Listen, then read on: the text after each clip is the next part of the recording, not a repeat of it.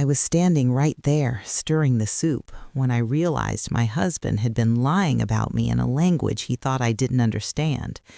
The spoon froze in my hand. The broth was still simmering, sending up little clouds of steam that fogged my glasses, but all I could hear was his voice drifting down the hallway, low, familiar, careless, Spanish, smooth and quick the way he spoke it when he was relaxed, when he thought he was safe. I remember the exact sound my heart made in that moment. It wasn't a thump or a flutter. It was more like something cracking, slow, quiet, the kind of break no one else notices right away. He was on the phone with his mother. I knew that much without even trying. He always softened his voice for her, dropped it half an octave, like a boy again, and I wasn't supposed to understand a word of what he was saying. That was the unspoken agreement in our house, at least the one he believed in. I turned the stove down and leaned against the counter, my fingers tightening around the spoon. The kitchen smelled like onions and garlic, the same soup I'd been making every Sunday since we got married. Comfort food, he used to call it.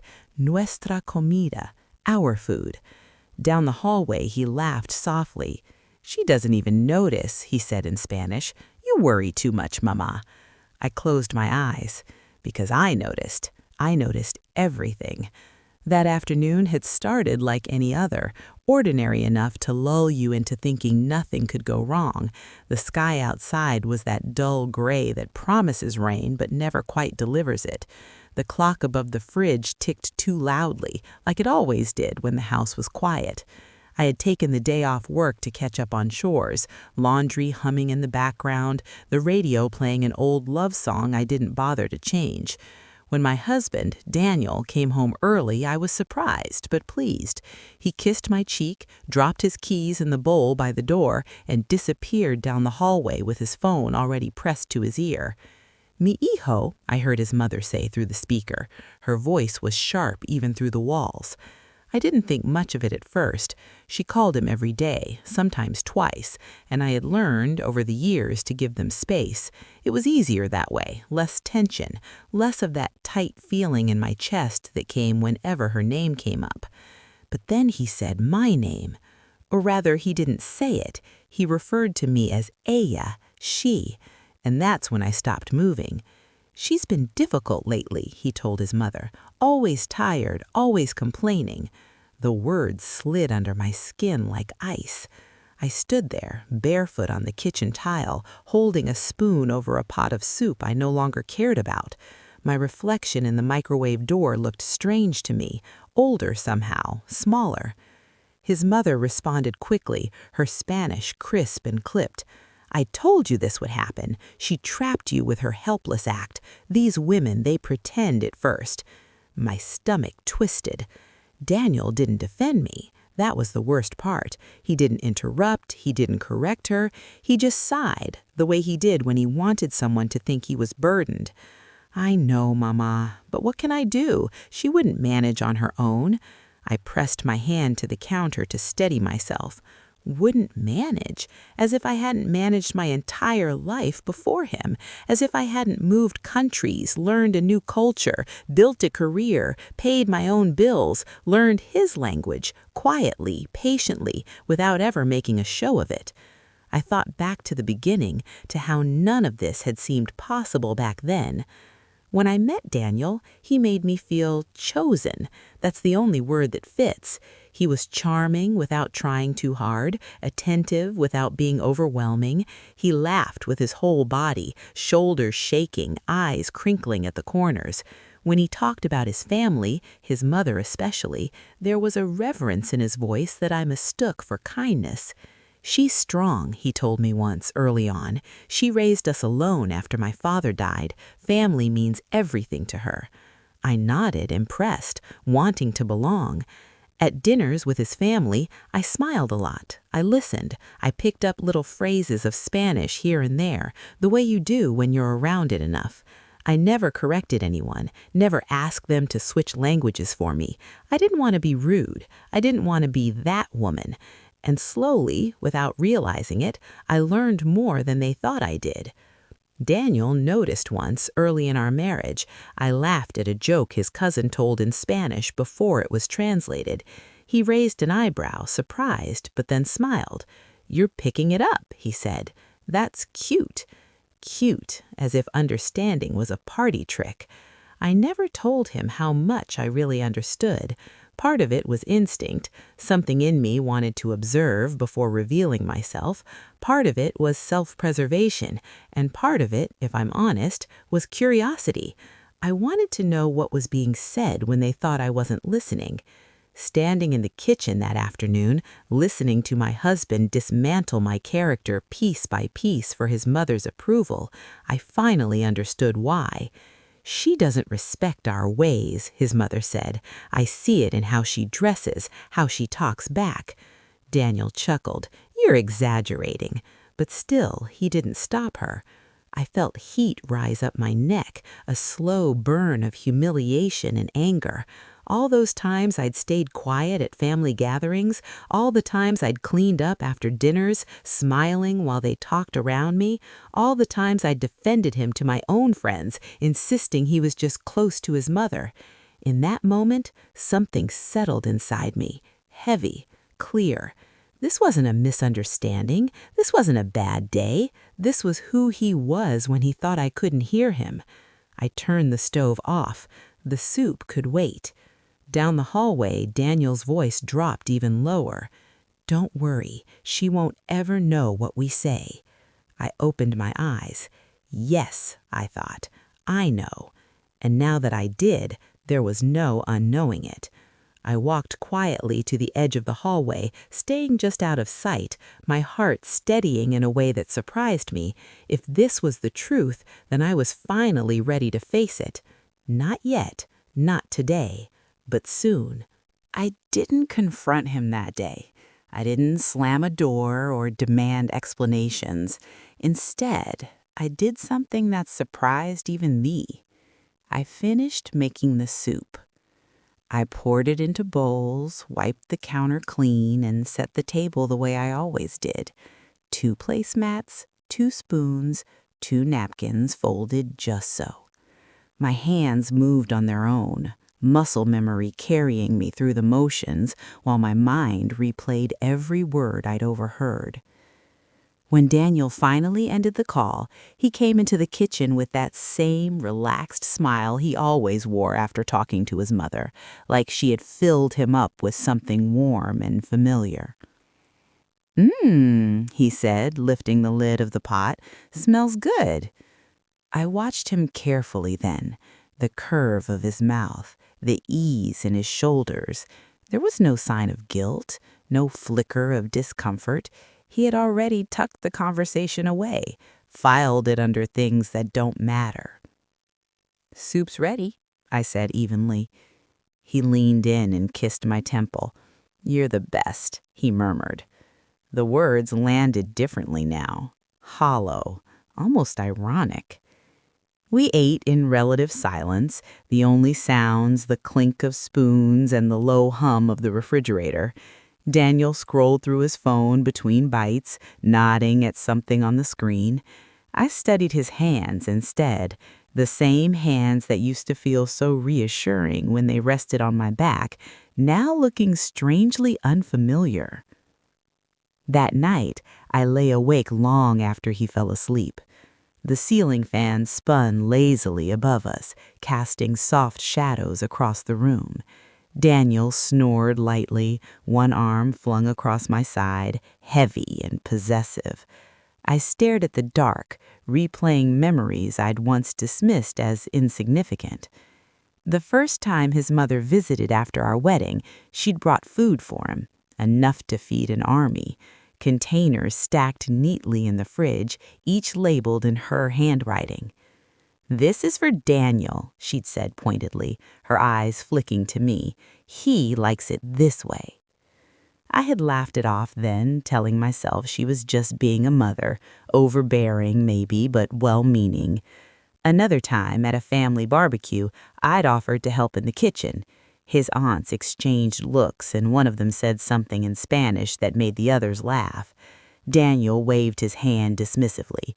"They're just saying you should relax. You work too much." I believed him. I wanted to believe him. Now, lying there in the dark, I wondered how many of those translations had been softened, edited, sanitized for my comfort. Sleep eventually came, but it was shallow and restless. When morning arrived, I felt like I'd crossed an invisible line, stepped into a version of my life where nothing was quite what it seemed. The days that followed were strangely calm on the surface. Daniel went to work, I went to mine. We texted about groceries and errands, exchanged polite kisses, goodbye and hello. If there was a crack in our marriage, it wasn't visible yet. But underneath it all, something had shifted. I started listening more closely, not just to Spanish conversations, but to everything. The pauses, the sighs, the way Daniel's jaw tightened when his mother's name popped up on his phone. I noticed how often he took her calls in another room, how his tone changed when he spoke to her, growing firmer, more authoritative. At dinner with his family the following Sunday, I sat quietly at the table, my hands folded in my lap, my smile fixed. The air was thick with the smell of roasted meat and spices. Laughter bounced off the walls, loud and familiar. Daniel's mother sat at the head of the table, commanding attention without raising her voice. She asked Daniel about work, about his health, about everything that mattered to her. She didn't ask me a single question. At one point, his sister leaned over and said something in Spanish, glancing at me before quickly looking away. I caught the words easily. "She thinks she's better than us." I took a sip of water, my throat tight.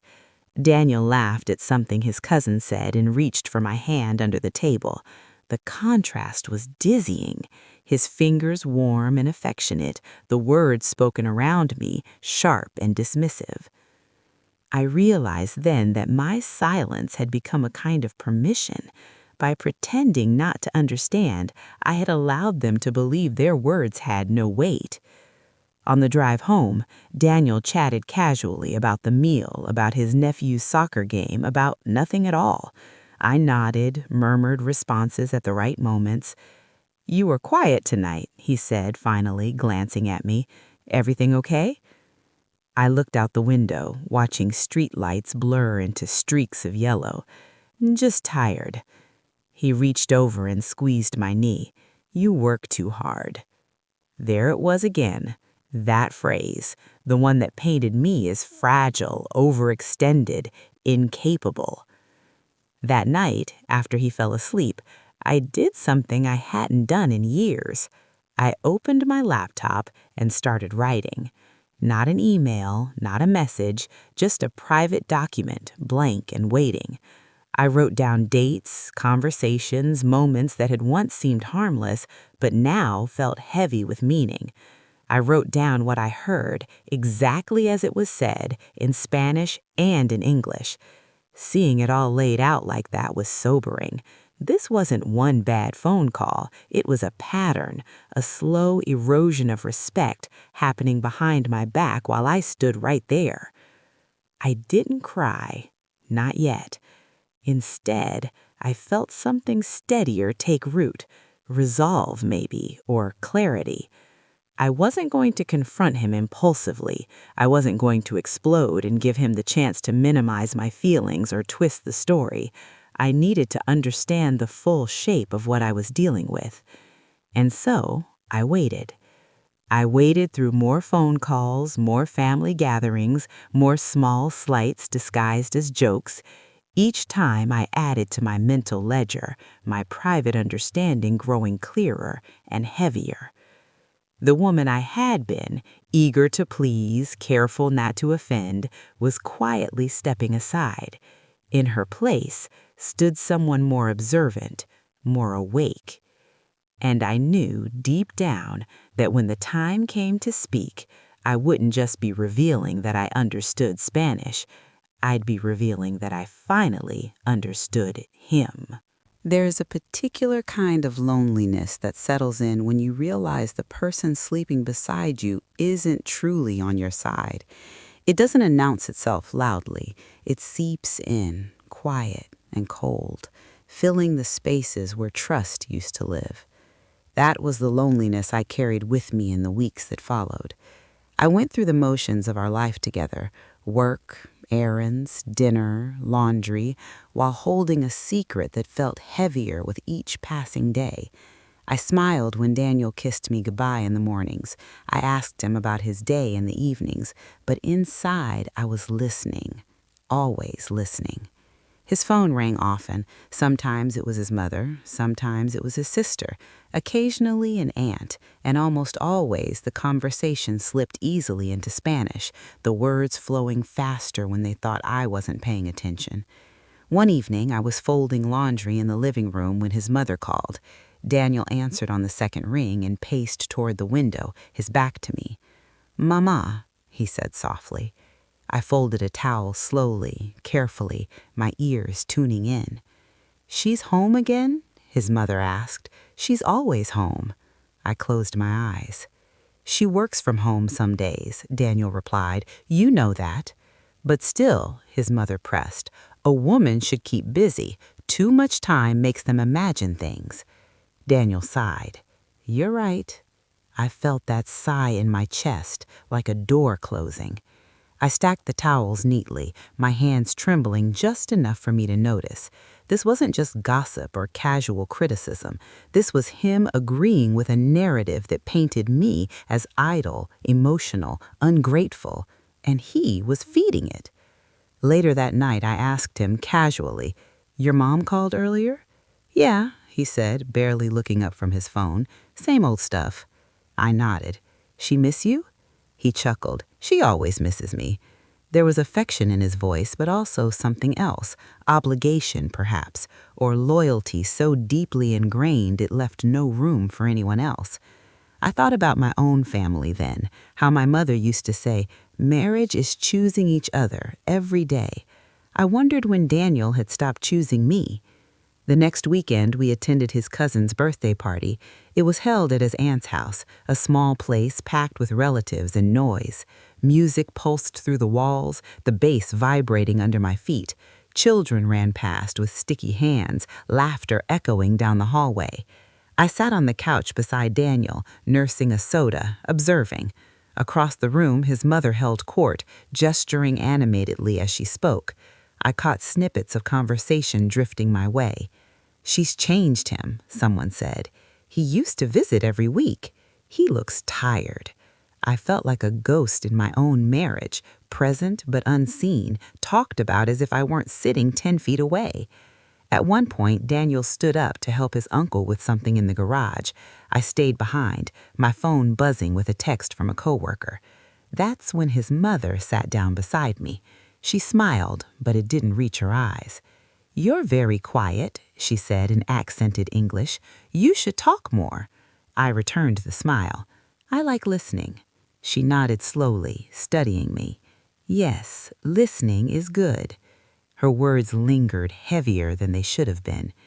When Daniel came back, she switched effortlessly back to Spanish, her tone light and affectionate. I watched him relax into it, the lines in his forehead smoothing out. This was where he felt at home. On the drive back, I stared at the road ahead, the white lines blurring together. "I don't think they like me," I said quietly. Daniel glanced at me, surprised. "What? Of course they do." I let out a small laugh. "Do they?"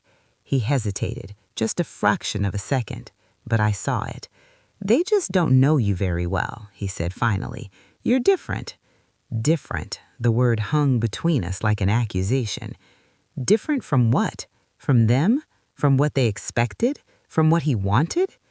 That night I dreamed in Spanish, voices overlapping, words sharp and indistinct. I woke with my heart racing, the room dark and unfamiliar. In the morning, I made a decision. I stopped translating myself. I no longer explained why I was tired, why I needed space, why certain comments hurt. I observed instead. I let things be said without rushing to smooth them over. Daniel noticed the change. "You've been distant," he said one evening as we brushed our teeth side by side. "Have I?" I asked, watching our reflections. We looked like a normal couple, comfortable, routine, only if he knew how far apart we really were. You don't joke like you used to. You don't engage. I rinsed my mouth and set my toothbrush down. Maybe I'm just listening. His frowned slightly, but said nothing. The truth was I was gathering strength. Each overheard comment, each dismissal added weight to a growing certainty. I wasn't imagining things. I wasn't overly sensitive. I was seeing clearly for the first time. And clarity, I was learning, is a powerful thing. The final straw didn't come as a shout or an explosion. It arrived quietly, wrapped in an ordinary moment, just like the first.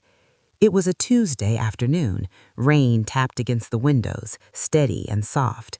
I came home early from work with a headache, hoping to lie down before dinner. As I set my bag down, I heard Daniel's voice from the bedroom. He was on the phone again. I paused in the hallway, my heart already heavy. "Mama," he said, irritation edging his voice. I know. I leaned against the wall, the cool paint pressing into my shoulder. She thinks she's unhappy. That's what these women do when they want more. Daniel was quiet for a moment. Then he said the words that finally broke something open inside me. I'm starting to think I made a mistake. The rain outside grew louder, or maybe that was just my heartbeat in my ears. In that moment, I knew this wasn't just about what they said behind my back. It was about what he believed. And that truth was impossible to ignore. I stayed in the hallway long after the call ended. Daniel's voice faded, replaced by the soft click of his phone being set down, the rustle of him moving around the bedroom. I didn't step forward. I didn't announce myself.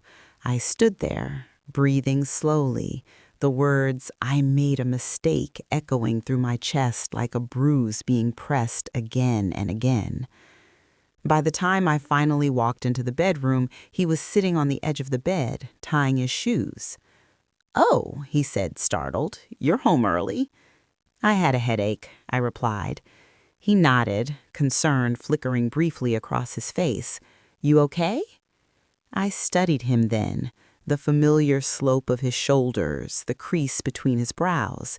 I wondered how many times I'd asked him that same question over the years, and how often the answer had been a lie. "I'm fine," I said. It wasn't true, but it was easier. That night I lay awake again, but this time the loneliness felt different, sharper, more focused. I wasn't just hurt anymore. I was awake. I thought about the word mistake, how casually he'd said it, how easily it had slipped out of him, as if our marriage were a wrong turn on a road he could still correct. In the days that followed, I began to prepare. Not in any dramatic way. There were no secret bank accounts or packed suitcases, just quiet, practical steps. I reviewed our finances, noting what was shared and what was mine. I copied important documents and stored them in a folder at work. I called my sister one evening and talked longer than usual, careful not to say too much, but letting her voice remind me of who I was before all this. At home, I remained calm, almost serene. Daniel seemed relieved by my quietness. He mistook my composure for compliance, my silence for acceptance. He spoke more freely now, especially on the phone. One evening, while I washed dishes, he leaned against the counter behind me, talking to his mother on speaker without even thinking to lower his voice. "She's been better lately," he said in Spanish. "Not so sensitive." His mother snorted.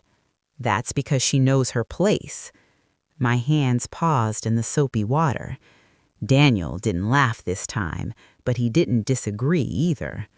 I dried my hands slowly and turned to face him. He ended the call quickly when he saw my expression.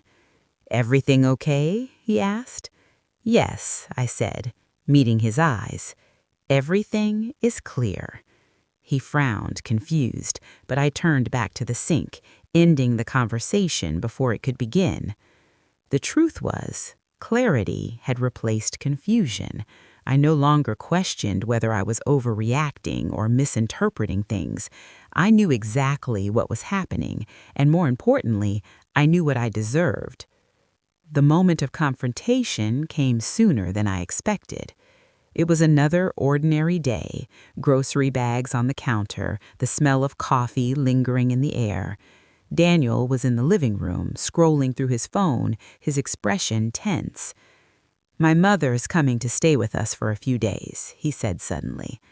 I looked up. "When did you decide that?" He shrugged. "She needs help, and it's my house, too."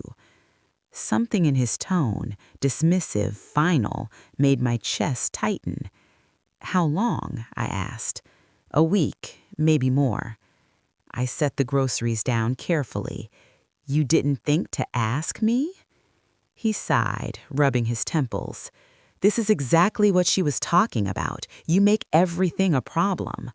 There it was, her voice speaking through him. I felt a calm settle over me, surprising in its steadiness. "Daniel," I said slowly, "we need to talk." He looked up, wary. "About what?" "About us. About what you say when you think I can't understand." The color drained from his face. "What do you mean?" he asked, though his voice betrayed him. "I mean," I continued, my voice even, "that I understand Spanish." The room went very quiet. He stared at me, his mouth opening and closing as if searching for words that wouldn't come. I could almost see the calculations happening behind his eyes, what I might have heard, how much I knew. You never said," he began. I didn't need to. I was listening. He stood up abruptly. "So you've been spying on me?" I shook my head. "I've been hearing you. There's a difference." His defensiveness flared quickly. "If you understood, why didn't you say something sooner?" "Because I wanted to know the truth, and you gave it to me, freely." He ran a hand through his hair, pacing now. "You're taking things out of context. My mother—" "Your mother calls me lazy, manipulative, ungrateful," I said steadily, despite the ache in my chest. "And you agree with her. That's not—" "You told her you made a mistake marrying me." He stopped pacing. Silence stretched between us, thick and heavy. "I was frustrated," he said finally, his voice quieter. "I didn't mean it like that." I nodded slowly. "But you meant it enough to say it." He looked at me then, really looked, as if seeing me clearly for the first time. And I wondered if he recognized the woman standing in front of him, calm and unyielding. "I don't know what you want from me," he said. I met his gaze. "I want honesty, respect, and if you can't give me that, then I want out." The words felt solid as they left my mouth. True. He didn't respond right away, and in that pause, I realized something important. For the first time in a long while, I wasn't afraid of what he might choose. Daniel didn't answer me right away. He stood there in the living room, hands on his hips, staring at the floor as if the answers might be hiding in the grain of the wood. I had seen that posture before, whenever he was cornered, whenever his mother pressed him too hard or work demanded more than he wanted to give. It was the stance of a man used to avoiding decisions, not owning them. "I think you're overreacting," he said finally. There it was, the familiar dismissal, the phrase that had followed me through so many uncomfortable moments in our marriage. I nodded slowly. "You're allowed to think that." He looked up, surprised by my tone. I wasn't defensive, I wasn't pleading, I wasn't crying. That seemed to unsettle him more than anger ever could. "I never said I didn't love you," he added quickly, "but families talk. You know how it is." "Yes," I said softly, "I do know how it is. I know exactly how it is." He exhaled sharply. "So what now? Are you going to hold this over my head forever?" I folded my arms, not in defiance, but in grounding. "No, I'm not going to hold anything over you. I'm going to decide what I can live with." That night, his mother arrived with 2 large suitcases and a tight smile. She kissed Daniel's cheek, stepped into the house like it belonged to her, and glanced at me briefly before looking away. I caught the flicker of uncertainty in her eyes. She knew something had shifted, even if she didn't yet understand what. Dinner was tense, polite but brittle. She spoke mostly Spanish, faster than usual, her words sharp with little jabs disguised as concern. "She looks thin," she said at one point, eyeing me. "Is she eating properly?" Daniel laughed nervously. "Of course she is." I met his mother's gaze and replied in Spanish, clear and calm. "I take good care of myself. Thank you for asking." The fork clattered against her plate. The silence that followed was profound. Daniel stared at me, his eyes wide, his mother's lips parted slightly, shock written plainly across her face. You speak Spanish," she said. "I understand it," I corrected gently. "I always have." Her expression hardened. "Then why did you pretend otherwise?" I set my napkin down carefully. "I wasn't pretending, I was listening." Daniel shifted in his chair, suddenly very uncomfortable. "Mama, maybe we should—" "No," she snapped. "I want to know why she was spying on us."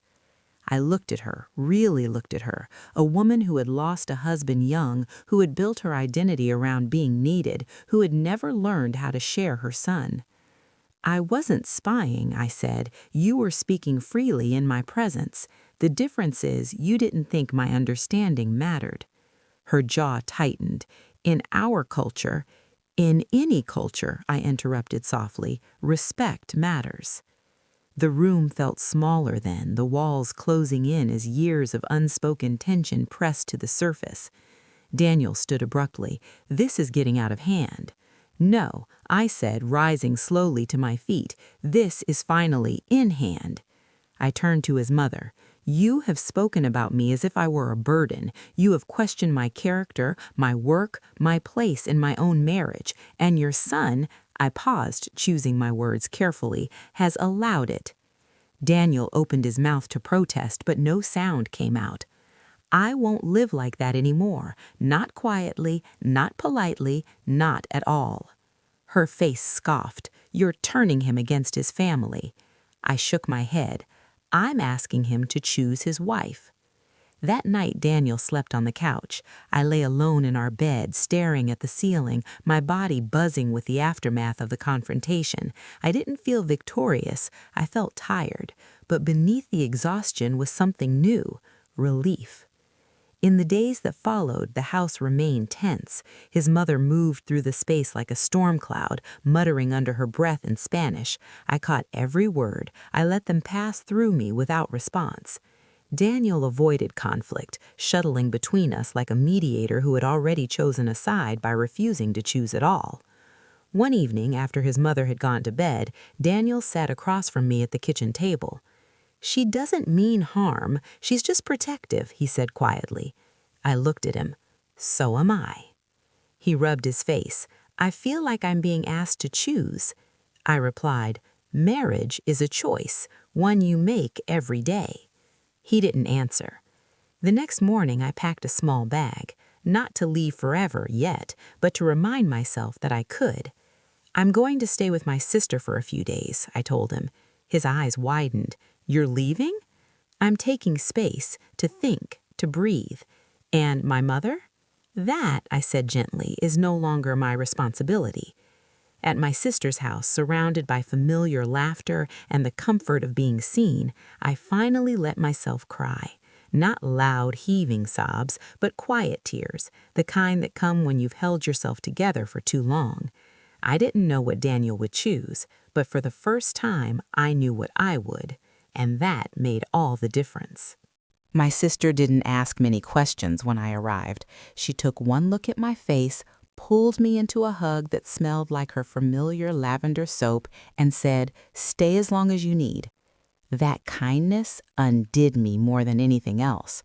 Her house was small but warm, filled with the sounds of life. her kids arguing over the TV remote, a kettle whistling on the stove, the creak of the stairs when someone walked too fast. It felt lived in, honest, a place where no one pretended not to understand each other. That first night, after everyone had gone to bed, I lay on the guest mattress staring at the ceiling, listening to the hum of the heater. For the first time in weeks, my body relaxed. The tightness in my shoulders eased. My thoughts, though still heavy, felt less frantic. Daniel texted me once that night. "Are you okay?" I stared at the screen for a long moment before replying. "I'm safe," I typed. "I need time." 3 dots appeared, disappeared, appeared again. "I never wanted to hurt you," he wrote. I set the phone down without responding. The next morning, over coffee, my sister finally asked, "Do you want to talk about it?" I nodded, and once I started, the words came out in a rush. Months of overheard conversations, years of small dismissals, the weight of being talked about as if I weren't there. She listened without interrupting, her expression shifting from concern to quiet anger. "So he knew," she said finally. "He knew what they were saying about you." "Yes," I replied, "and he let it happen." She shook her head slowly. "That's not a small thing." "No," I agreed, "it isn't." The days passed gently. I went for long walks, letting the crisp air clear my head. I helped my sister cook dinner, laughed with her children, remembered what it felt like to exist without constantly monitoring my tone or expressions. Daniel called on the 3rd day. "I've been thinking," he said, his voice subdued. "Maybe we should talk, really talk." "I'm open to that," I replied, and I meant it. We met at a quiet cafe halfway between our houses, neutral ground, the kind of place where conversations feel less likely to spiral. He looked tired when he arrived, older somehow. The confidence he usually carried was muted, replaced by something closer to uncertainty. "I didn't realize how bad it sounded," he said, after we ordered. "Hearing it back, I see why you're upset." I stirred my coffee slowly. "It wasn't just how it sounded, Daniel. It was what it revealed." He winced. "I was venting. Everyone vents to their parents." "Venting is different from allowing someone to disrespect your partner," I said calmly. He was quiet for a moment. "She's always been like that, critical, controlling. And you chose to accommodate her at my expense." He looked at me then, really looked. "I don't want to lose you." The words stirred something in me, but not the relief I once would have felt. Instead, I felt cautious. "I don't want to lose myself," I said. We talked for over an hour, about boundaries, about loyalty, about the kind of marriage we thought we had versus the one we actually did. He admitted, haltingly, that he'd never fully separated from his role as a son, that pleasing his mother felt safer than challenging her. "I thought you were strong enough to handle it," he said quietly. I nodded. I was, until I shouldn't have had to be. When we parted, nothing was resolved, but something had shifted. The truth was no longer hidden behind language or assumptions. Back at my sister's house, I began making plans, not escape plans, but life plans. I updated my resume, I checked my savings, I reminded myself practically and emotionally that I could stand on my own if I needed to. Daniel texted more frequently now. Updates, apologies, promises to do better. I read them carefully, weighing words against actions. A week later, he called again. "My mother is going home," he said. "I told her this can't continue." That caught my attention. "What does she say?" "She wasn't happy," he admitted, "but I told her I'm married, that my wife comes first." I closed my eyes, absorbing that. It was what I'd wanted to hear for so long, and yet, "I need to see that," I said, consistently. "I know," he replied. When I returned home, the house felt different, quieter, lighter. Daniel had cleaned, a small but meaningful gesture. He'd removed the extra suitcases from the hallway, the fridge cleared of his mother's labeled containers. We sat together on the couch that evening, a careful distance between us. I'm willing to try, I told him, but things will change. I won't stay silent. I won't be diminished. He nodded. I understand. Trust, I knew, wouldn't return overnight. It would have to be rebuilt, piece by fragile piece. But as I sat there, reclaiming my space and my voice, I felt something steady beneath the uncertainty. I had heard the truth. I had spoken mine, and no matter what came next, I would never again pretend not to understand. Trying again didn't feel like a fresh start. It felt more like walking back into a house after a storm. Everything's still there, but shifted, damp in places you hadn't noticed before. Daniel and I moved carefully around each other, as if any sudden motion might reopen old wounds. He made an effort, I'll give him that. He asked before answering his mother's calls. He kept conversations in the same room as me, switching to English without being prompted. When his mother's name lit up his phone, I watched him closely, not with suspicion anymore, but with awareness. Awareness changes things. One evening, a few weeks after I moved back home, his mother called while we were eating dinner. Daniel glanced at me. "Do you mind?" he asked. "I don't," I said. "Put her on speaker." His eyebrows lifted slightly, but he did as I asked. "Mama," he said, "we're eating." She launched into Spanish immediately, her voice sharp. "Why didn't you call me yesterday?" Daniel answered calmly, still in Spanish. "We were busy." I listened, my fork resting against my plate. She paused, then asked, "Is she there?" "Yes," he said, "she is." Another pause. I could almost hear her recalibrating. "Well," she said, her tone stiffening, "tell her I hope she's feeling better. She sounded very emotional last time." I leaned forward. "Thank you for your concern," I said in Spanish. "I'm feeling very clear these days." Daniel's hand twitched beside me. His mother said nothing for a long moment. "That's good," she replied finally. After the call ended, Daniel let out a breath. "You didn't have to do that." "Yes," I said, gently.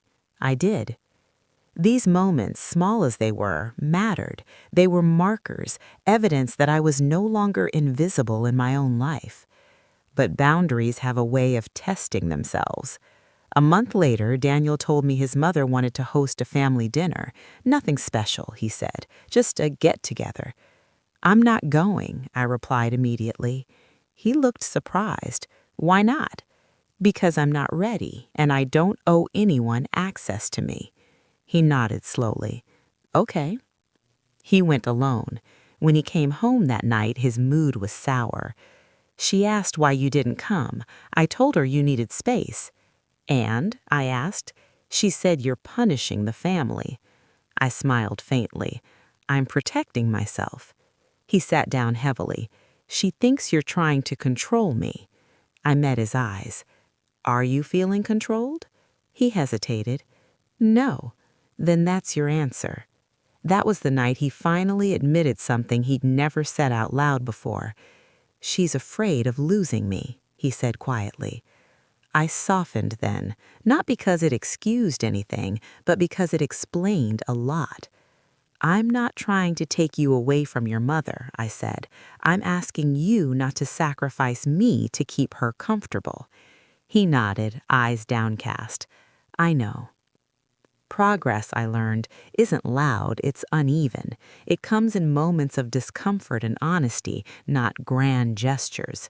Still, the damage had been done. Some days I caught myself flinching when he laughed in another room. Other days I felt a pang of sadness for the woman I had been, the one who thought love meant endurance. One afternoon, while organizing a closet, I found an old photo album from our early years. Daniel and I on a beach, sunburned and smiling, his arm around my shoulders, my head tipped back in laughter. I sat on the floor, album open in my lap, and cried quietly. Daniel found me there. "I miss that," he said, sitting beside me. "Us like that." "So do I," replied, "but missing it doesn't bring it back." He reached for my hand. I let him. "I'm trying," he said. "I really am." "I see that," I said, "but trying isn't the same as changing."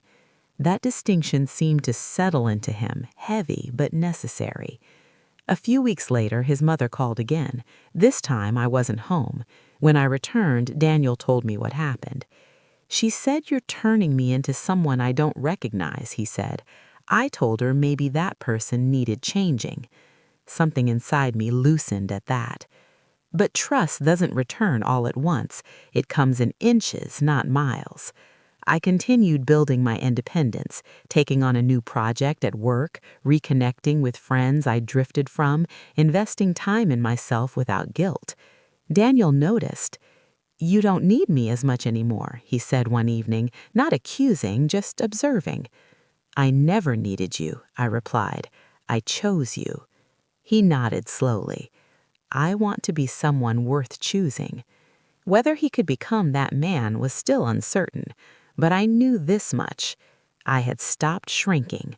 I had stopped pretending, and no matter how this marriage ended, together or apart, I would never again accept a love that required my silence.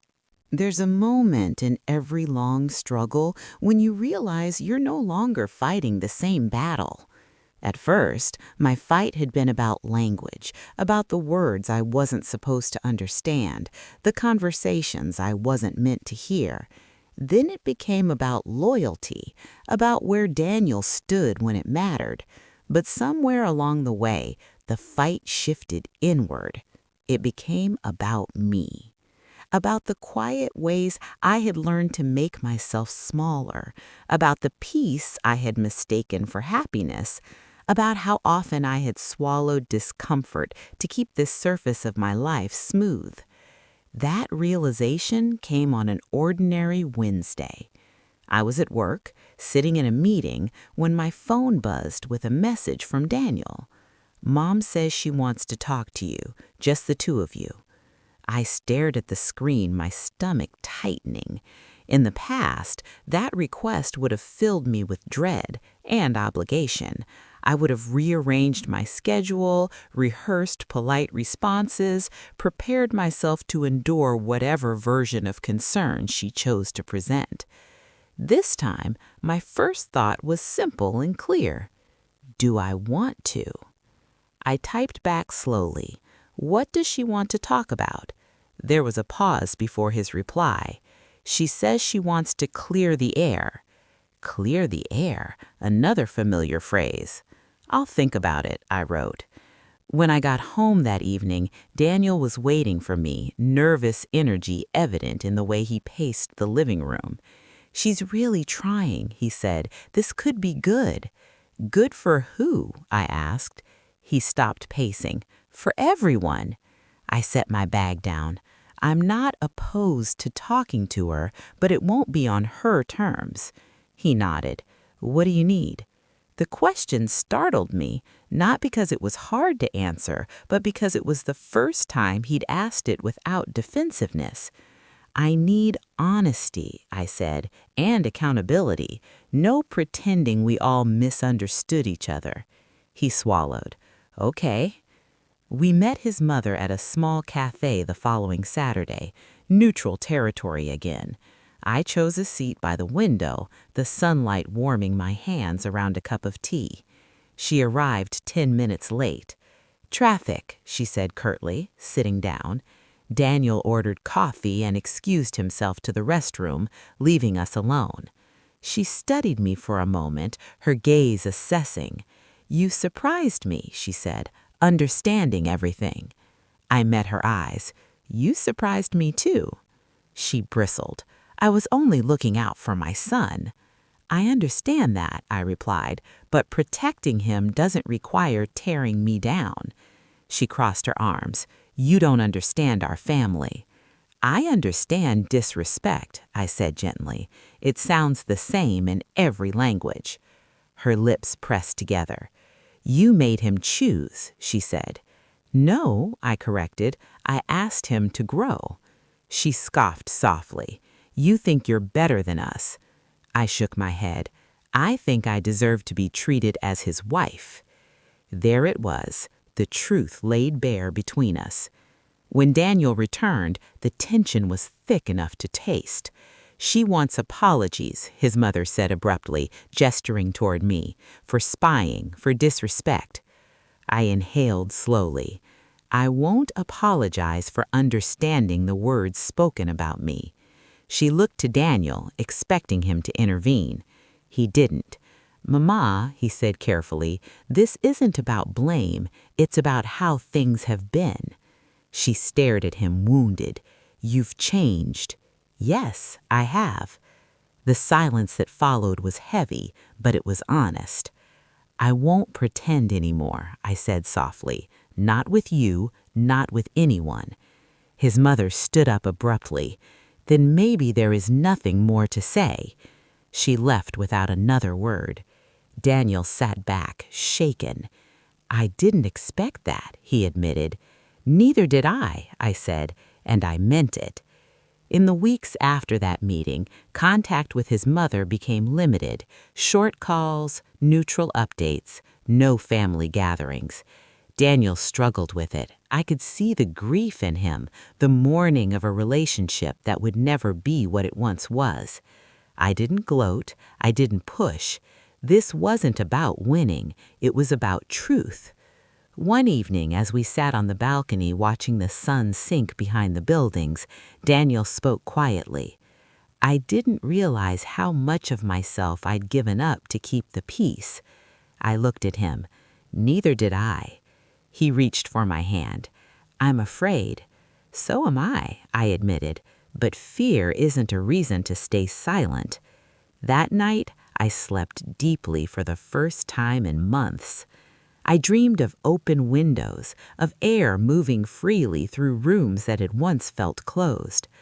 I didn't know what the future held, whether our marriage would fully heal or slowly unravel, but I knew this: I had reclaimed my voice. And once you do that, you can't go back to pretending you don't understand. Silence has a way of revealing what noise once hid. With Daniel's mother stepping back, the house grew quieter, not just in sound, but in tension. No sudden phone calls, no sharp voices cutting through the air in another language, no careful translations or half-truths hovering between us. And in that quiet, something unexpected surfaced. Distance. Not the kind created by conflict, but the kind that appears when a shared enemy disappears and you're left facing each other honestly. Daniel tried to fill the space with effort. He cooked more, asked more questions, made plans for weekends, little outings meant to reconnect us. I appreciated the intention, truly, but intention and repair are not the same thing. One night, after a small dinner out, he reached across the table and said, "I think we're doing better." I paused, my fork hovering midair. "I think we're doing differently." He frowned. "Isn't that the same thing?" "No," I said quietly. "Different can still lead somewhere else." He didn't argue. That, too, was new. At home later, I sat on the edge of the bed, brushing my hair slowly, methodically. Daniel leaned against the doorframe, watching me. "You don't look at me the same," he said. I met his gaze in the mirror. "I don't feel the same." That honesty seemed to land heavier than any accusation. "I want us to be okay," he said. "So do I, but wanting isn't enough." The truth was, I had changed. I was no longer the woman who waited patiently for love to be chosen over convenience. I was no longer willing to accept partial loyalty, conditional respect, or affection that disappeared the moment I wasn't in the room. I had learned too much. A few days later, Daniel suggested couples counseling. He said, "I think we need help, a neutral place to talk." I considered it, not as a last resort, but as a measure of his willingness to confront himself. "I'm open to it," I said, "as long as it's honest work, not just a way to smooth things over." He nodded. "I want honesty." The sessions were uncomfortable, necessary, revealing. We talked about boundaries, enmeshment, the unspoken expectations placed on me to absorb discomfort for the sake of harmony. The counselor used words like emotional triangulation and conflict avoidance. Daniel listened, sometimes defensively, sometimes with dawning recognition. I didn't realize how much I leaned on my mother's approval, he admitted in one session, his voice quiet. It felt safer. I sat there, hands folded, feeling a mix of compassion and fatigue. Safety for him meant sacrifice for me. At home, I began spending more time alone, not in anger, but clarity. I took long walks, read books that had nothing to do with marriage or self-improvement.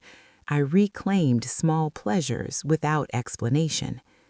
One afternoon, Daniel asked, "Are you pulling away?" I considered the question carefully. I'm standing where I can see clearly. He nodded, as if absorbing that. The breaking point didn't come in an argument. It came on a Sunday morning. We were having coffee on the balcony when Daniel's phone rang. His mother's name lit up the screen. He hesitated, then answered. "Mama," he said cautiously. Her voice, though muted, carried enough sharpness for me to recognize the tone. "Why haven't you visited?" she demanded. He sighed. "We've been busy." "With her," she snapped. I felt something settle in my chest. Not anger, not hurt, acceptance. "Mama," Daniel said carefully, "this isn't helping." "You've changed," she insisted. "She's turned you against me." He glanced at me, just a quick look, and in that look I saw the crossroads. "I've made my choices," he said. "Please respect them." She hung up. Daniel set the phone down, his hands shaking slightly. "That was hard," he said. "I know," I replied. He looked at me then, eyes searching. "Is it enough?" I took a deep breath. "I don't know," I said honestly, "and that's the truth you have to be ready for." He swallowed. "Are you thinking about leaving?" "I'm thinking about staying only if it means being whole." We sat there in silence, the city waking up around us. That afternoon, I packed a bag. Not in secret, not in anger. "I need time," I told him, "real time, to decide." He didn't stop me. "Whatever you choose," he said softly, "I want you to be okay." I looked at him then, the man I had loved, the man I had outgrown. "I already am," I said, and as I closed the door behind me, I felt something shift inside. Not loss, release. The quiet after leaving was different from the quiet before. Before, silence had been something I endured, something filled with unspoken tension and half-swallowed feelings. Now it felt deliberate, spacious, honest. I stayed in a small rented apartment near my sister's place, just a one-bedroom with creaky floors and too much sunlight in the mornings. It smelt faintly of old wood and fresh paint, nothing fancy, but it was mine. The first night there, I sat on the floor with my back against the couch, eating takeout straight from the container. No one to impress, no one to translate myself for. I ate slowly, listening to the sounds of the neighborhood outside, cars passing, a dog barking, someone laughing down the street. I slept deeply. Daniel respected my space. He texted once to make sure I'd arrived safely. No pressure, no guilt. That restraint told me more than 100 apologies ever could have. Days turned into weeks. I settled into a rhythm that felt almost sacred. Morning walks with coffee in hand, evenings spent reading or calling old friends. I signed up for a weekend pottery class, my hands clumsy and joyful in the clay. I remembered how good it felt to learn something simply because I wanted to. In therapy, now alone, I spoke about language for the first time. Not just Spanish, but emotional language, the way silence had become my second tongue. The way I'd learned to translate disrespect into patience, control into concern. You adapted to survive, the therapist said gently. Now you get to choose. That word again. Choose. Daniel and I met once, for dinner. Neutral ground. The same cafe as before. He looked quieter, less certain, but also more grounded. I've been thinking a lot, he said, about what I did, about what I didn't do. I listened. I don't expect you to come back, he continued, but I want you to know I'm working on myself. Not for you, for me. That mattered more than he knew. I'm glad, I said, truly.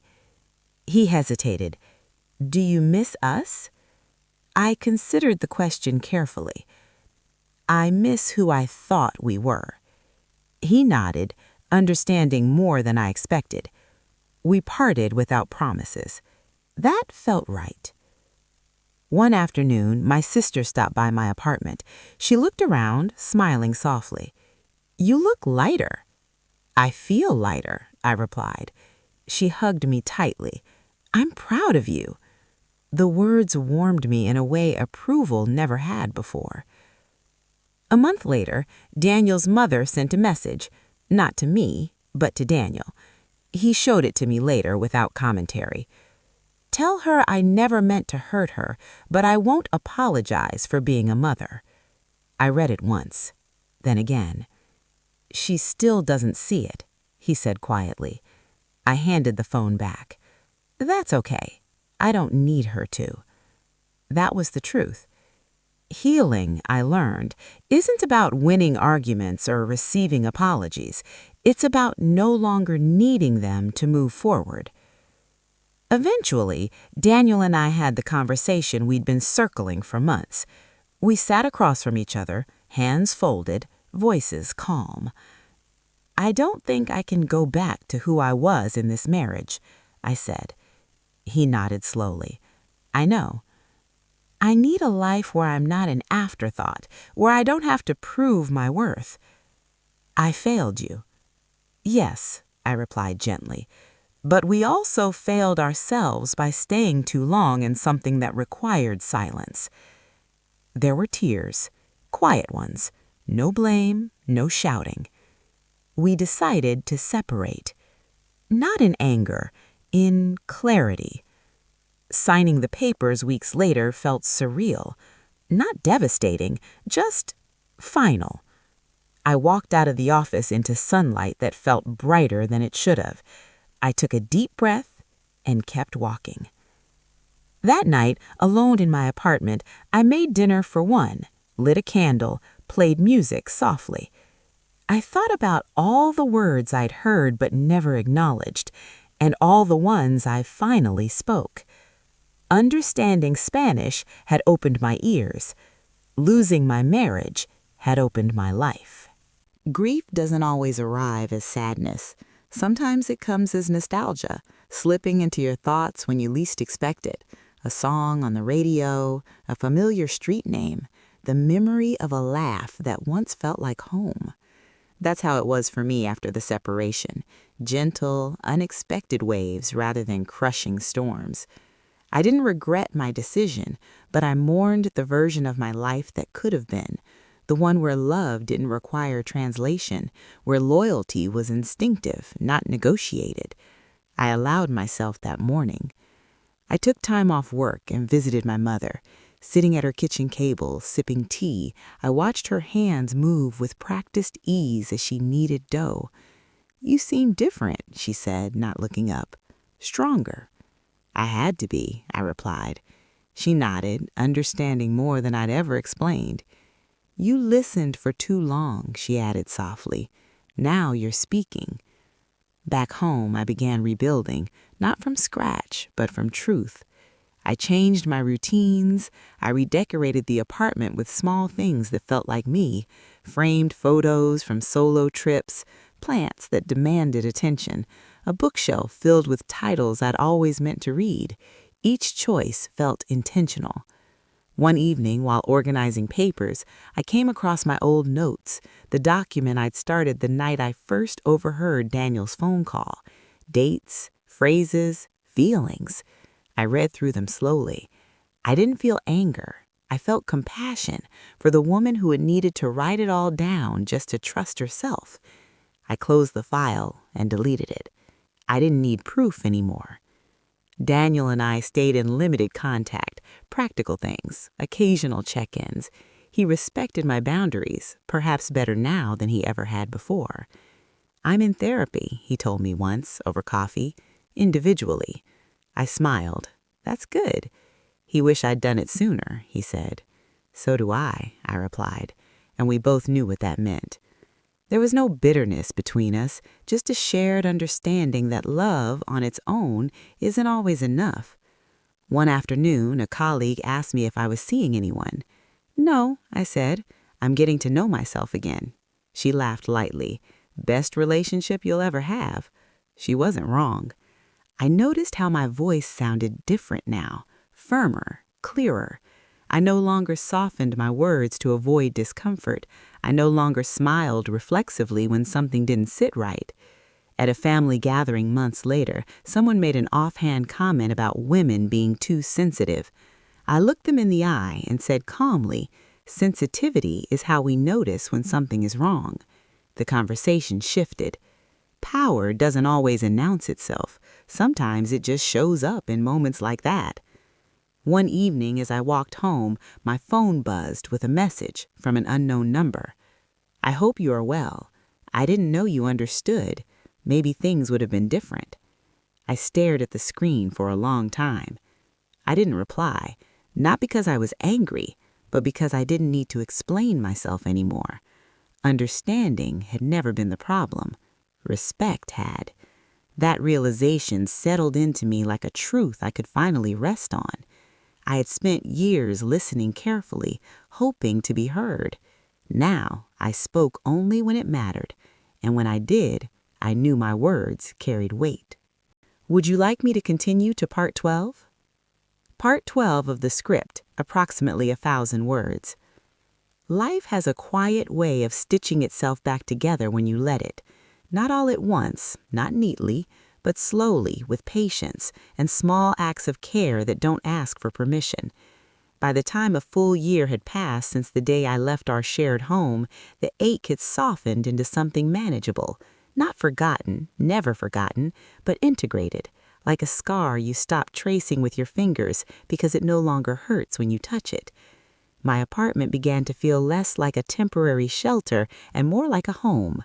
The plants on the windowsill leaned toward the light. The pottery pieces from my class, uneven bowls and slightly crooked mugs, lined a shelf, imperfect and proudly so. I drank my morning coffee from one of them, smiling at the wobble in the rim. There was freedom in not needing approval. At work, I took on a leadership role I'd once hesitated to accept. Speaking up in meetings no longer made my heart race. I trusted my instincts now, trusted that my voice belonged in the room. One afternoon, after a long presentation, a colleague pulled me aside. "You have a way of making people listen," she said. "Not loud, just grounded." I thanked her, thinking of how long it had taken me to sound like myself. Daniel and I finalized the last of the paperwork without ceremony. No arguments, no last-minute regrets, just signatures and polite nods. "I hope you're happy," he said as we stood outside the building afterwards. "I am," I replied, and I meant it, not as a jab, but as a fact. He smiled sadly. "I'm learning how to be." That was his journey now, not mine. Later that evening, I cooked a meal my mother had taught me as a child. The familiar smells filled the apartment, comforting and grounding. I ate slowly, savoring each bite, feeling present in my body in a way I hadn't for years. I thought about language again, not Spanish or English, but the language of self-trust. How many times had I felt something was wrong and talked myself out of it? How many times had I accepted confusion instead of clarity because clarity threatened the life I'd built? I wish I could go back and tell my younger self one thing. Listening is a gift, but so is responding. That lesson showed up again one evening at a small gathering with friends. Someone I barely knew made a joke at my expense, casual and careless. I didn't laugh. I don't find that funny, I said calmly. The room went quiet for a moment, then the conversation moved on. No drama, no explanation required. I walked home later feeling taller. A few weeks after that, I received an email from a woman I didn't recognize. She introduced herself as Daniel's cousin. I didn't know what was being said around you, she wrote. I'm sorry I didn't speak up. I read the message twice, then replied simply, thank you for acknowledging it. I wish you well. I didn't need validation, but I accepted accountability when it came freely. That, too, was part of healing. One Sunday afternoon, I sat on a park bench watching families pass by, children running ahead, parents calling after them, laughter, arguments, life unfolding in all its messy honesty. I realized then that I wasn't afraid of love anymore. I was afraid of disappearing, and I would never let that happen again. The woman I had become was quieter than the one I used to be, but stronger, more selective, less willing to bend herself into shapes that fit other people's comfort. I had learned to hear what wasn't said, and to trust myself when I did. Life has a quiet way of stitching itself back together when you let it. Not all at once, not neatly, but slowly, with patience and small acts of care that don't ask for permission. By the time a full year had passed since the day I left our shared home, the ache had softened into something manageable. Not forgotten, never forgotten, but integrated. Like a scar you stop tracing with your fingers because it no longer hurts when you touch it. My apartment began to feel less like a temporary shelter and more like a home. The plants on the windowsill leaned toward the light. The pottery pieces from my class, uneven bowls and slightly crooked mugs lined a shelf, imperfect and proudly so. I drank my morning coffee from one of them, smiling at the wobble in the rim. There was freedom in not needing approval. At work, I took on a leadership role I'd once hesitated to accept.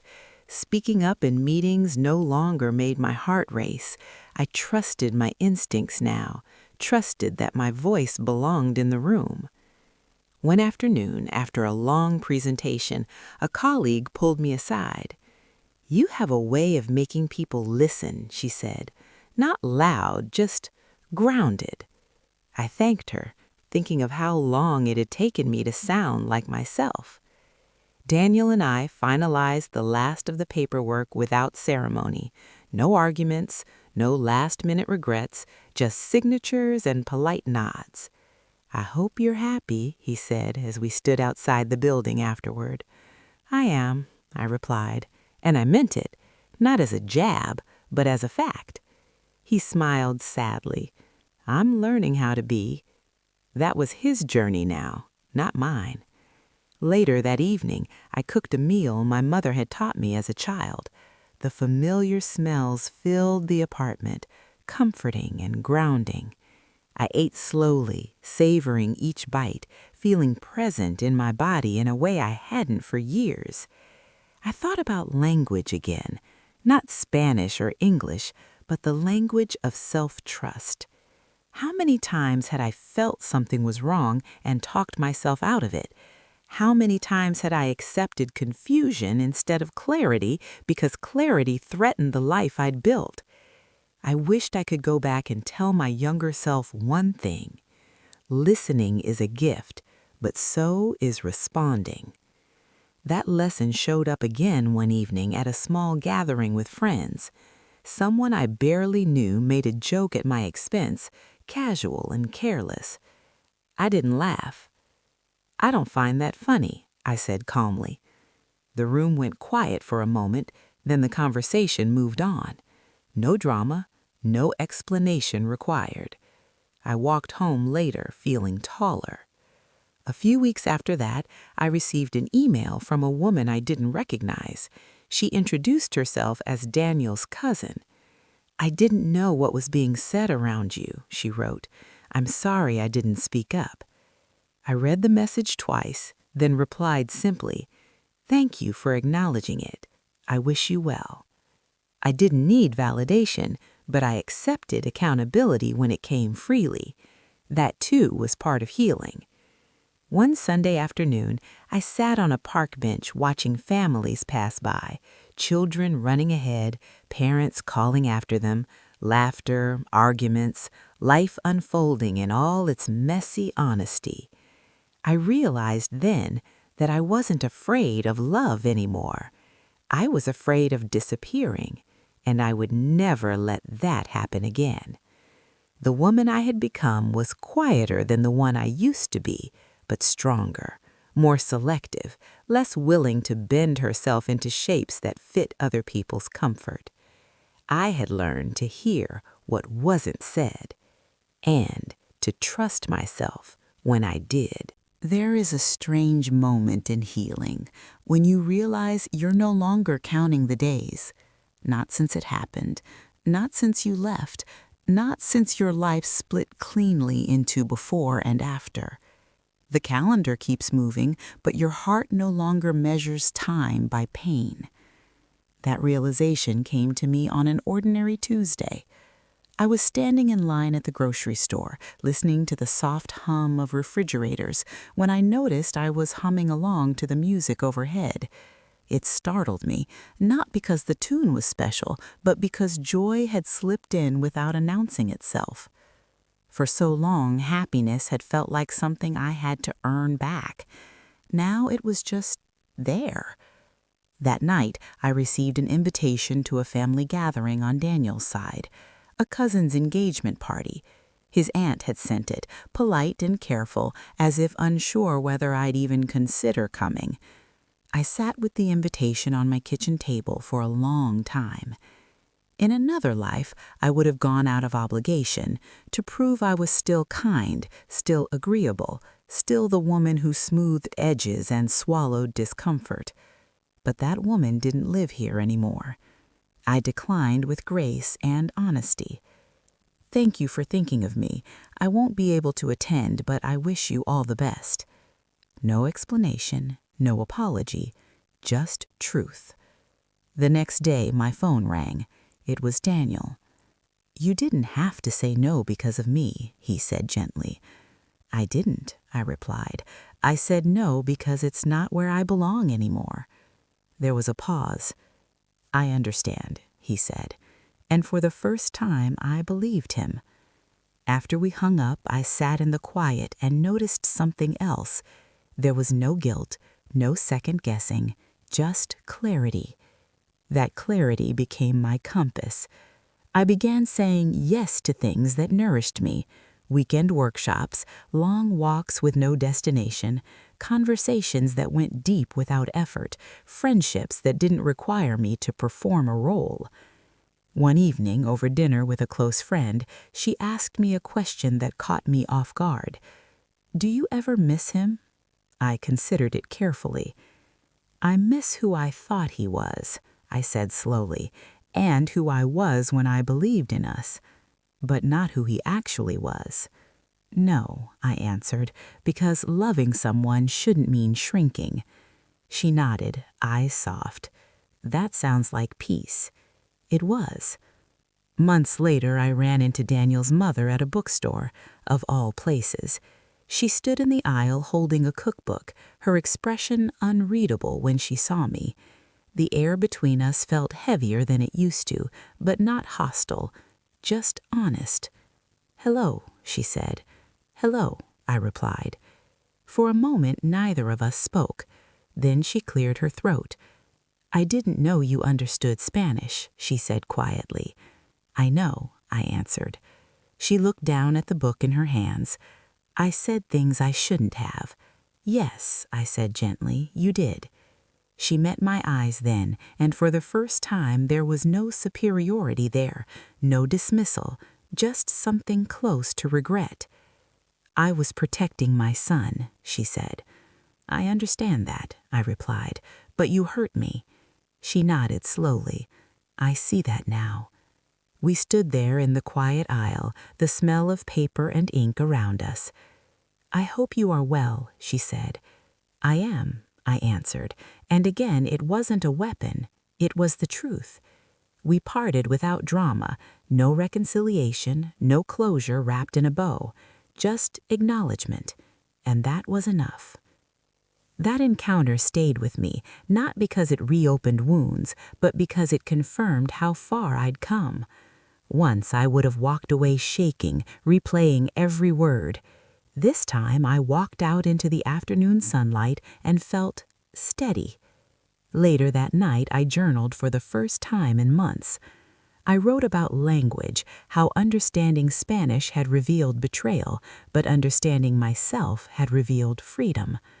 I wrote about how silence can be used as a shield or a prison depending on who controls it.